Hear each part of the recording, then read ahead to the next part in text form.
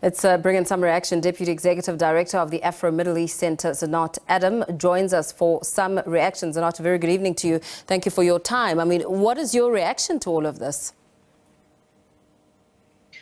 This is seemingly very much what the Americans had done to the native population, moving them into reservations, and it's part of a capitalistic plan of real estate development. Does Trump really think that by eradicating Palestinians against their will, without consultation of them, saying that this place has become apocalyptic by design of the Israelis, and that they would simply agree to leaving their homes? I think the last 15 months really gave us an indication of what Palestinians want, and that is to return to their homes, that is to resist an occupation, and that is to ensure that the world recognizes that they will continuously assert their rights when it comes to the right of return of Palestinians to their homes. Yeah, and of course there's a lot of trauma with Palestine when it comes to the issue of displacement. That in itself, it triggers a lot with that being, announced like that. Well, displacement began with Palestinians from the Balfour Declaration in 1917, and thousands or hundreds of thousands of Palestinians were moved and ethnically cleansed from their villages, moved as far away as South America, Argentina, Chile. Many of the residents of Gaza were those who suffered at the hands of the Israeli occupation in 1948 when Israel was created, with the eradication of their villages in order for Israel to be made a state at that stage. So those memories haven't been lost. And then, of course, with the genocide that has taken place over the last 15 months, we know from the Qatari mediators that the same deal that we are currently in the midst of as a ceasefire was on the table in November 2023. And yet Israel rejected that and continued the bombardment and continued the genocide with the design and the plan in order to have some kind of an occupation of Gaza, and began already advertising real estate that would be on the Mediterranean. Now, this is not a new plan, as many people may believe. This is a plan that has come up over and over again. I remember in 2008, Condoleezza Rice in the Bush administration proposed that Palestinians be moved to Argentina, that Palestinians be moved elsewhere. A few months ago, we heard from Jared Kushner, the son-in-law of President Trump, also talking about how this is prime real estate. A few weeks ago, we heard an idea touted that the Palestinians should be moved to Indonesia. There doesn't seem to be any humanization of Palestinians, any discussion with the Palestinians as to what they really want. Yeah. And right now, even though there is the ceasefire, and even though within the agreement there is supposed to be a delivery of humanitarian aid, Israel is restricting certain products in order to ensure that there is continued instability in Gaza, especially in the north, where they hoped that most Palestinians would have left.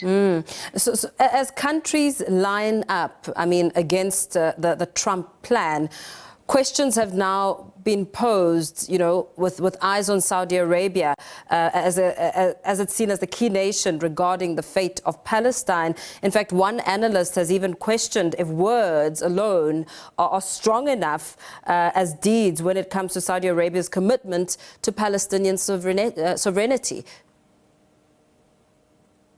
Up until now, the Arab world has only responded to the genocide in terms of statements, and statements have been insufficient in supporting Palestinians in their resistance. In the previous Trump administration, he delivered on Jerusalem to the Israelis. They wanted it as their capital of Israel, whilst that in international law it is recognized as the capital, or East Jerusalem is recognized as the capital of a Palestinian state. So Trump is still trying to follow on that and follow on his normalization deal, or what is known as the deal of the century, whereby it would ensure that Saudi Arabia would give recognition to Israel. And Saudi Arabia has come back very, very strongly in terms of its recent statement that normalization would only be possible if there is a two-state solution with a Palestinian state being formulated and not with the forced displacement of Palestinians. Now, we don't know whether that will be forthcoming with some kind of regional positioning on this particular issue. We have heard from various states, including the Jordanians and the Egyptians, who are targeted in terms of this displacement. And it's worth remembering that from the 9th of October, I've been asked these questions as to why Jordan and Egypt wouldn't receive Palestinians, and that's the 9th of October 2023. Yeah. So this idea of moving them across the border into Egypt or into Jordan is not something new. But what this could do is two things.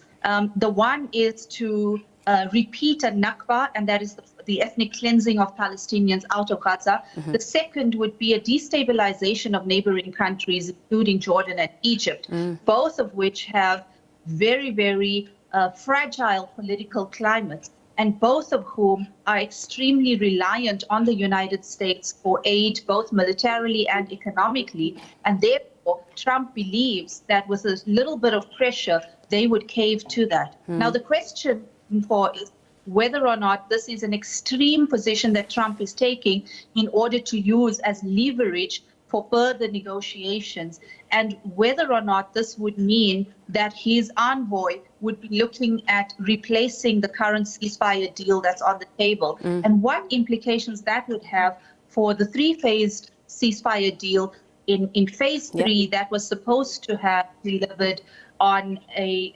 reconstruction and development of the Gaza Strip for the Palestinians.